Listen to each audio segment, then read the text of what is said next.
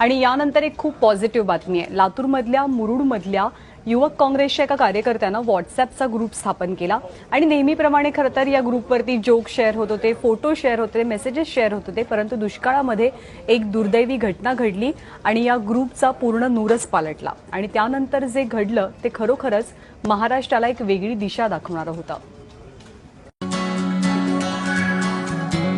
नेहमीप्रमाणे मुरुड युवा ग्रुपवर जोक्स आणि फोटो शेअर व्हायचे। जानेवारीत विजय जाडकर नावाच्या उच्च शिक्षित तरुणानं आत्महत्या केल्याची पोस्ट पडली।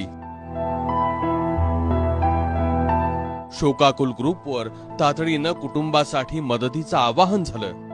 तिसऱ्या दिवशी 50,000च्या मदतीतून जाडकर कुटुंबाला 5 शेळ्या देण्यात आल्या।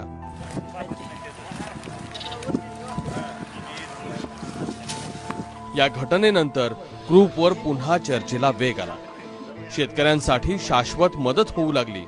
अल्पभूधारक शेतकऱ्यांना नांगरून मोगडून देण्याचं ठरलं।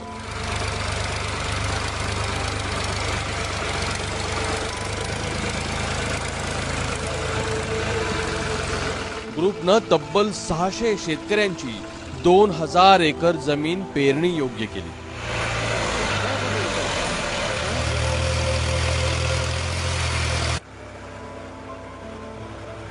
शेत नांगरून दिल्यावर तब्बल 10 लाखांचं बियाणं वाटप झालं। 100 शेतकऱ्यांना सोयाबीनच्या 30 किलोच्या बॅगा वाटल्या। अट एकच, शेतकऱ्यांनी शेतात किमान 5 झाडं लावायची।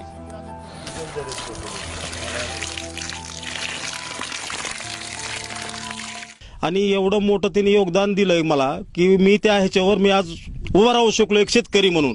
नाहीतर याच्या पलीकडे मला माझी शेती वाहित न करण्या वाचून पडीक ठेवावे लागले असते आणि त्याच्या पुढला पर्याय तर सांगायची आवश्यकताच नाही, कारण बऱ्याच लोकांनी मागून आत्महत्या केल्यात।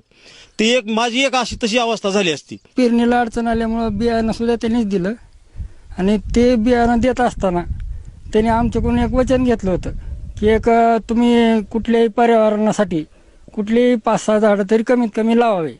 त्या हिशोबानं मी त्यांनी दिलेल्या झाडं जवळपास 32 झाडं लावलीत। मी 3 वर्षांनंतर भरभरून पाऊस पडल्यानं सोयाबीन तरारून आलं। उतारा चांगला पडला। शेतकऱ्यांनी ग्रुपकडून घेतलेलं बियाणं परत केलंय। बादशाह खान अब्दुल बशीतांनी ईदीची रक्कम दिली। याचाच अर्थ काम चांगलं असलं आणि प्रचारासाठी सोशल मीडियाचा वापर केला तर दाते अमेरिकेतूनही मदत करायला तयार आहेत। राहुल कुलकर्णी, एबीपी माझा, मुरुड।